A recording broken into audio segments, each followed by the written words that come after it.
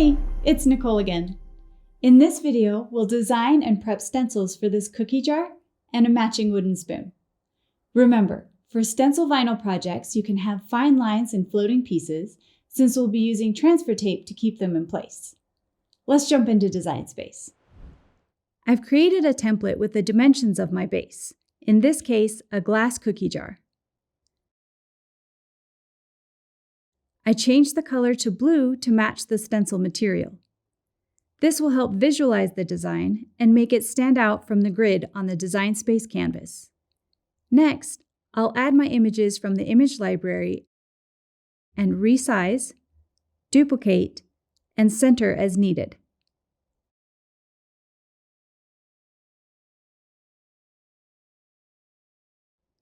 I want to fill this space, so I'll find another image that I like and drop it here. Since I want to use only this hive, I'll select Contour, which brings up the whole image. I'll hide all contours, then select just the hive and the hive details and exit Contour. I'm left with just the detailed hive image that I can put into place.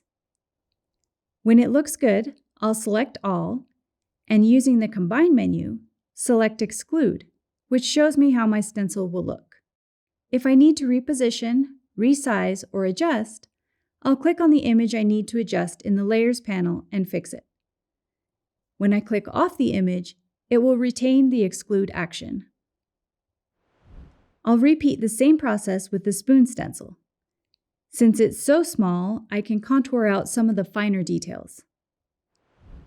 Make sure you save your design and click Make It. I'm using an Explore 3, so it will ask me how I'm cutting my material. Since I'm using a smart material, I'll select Without Matte. For this project, you don't need to mirror. Then select Smart Stencil as your material.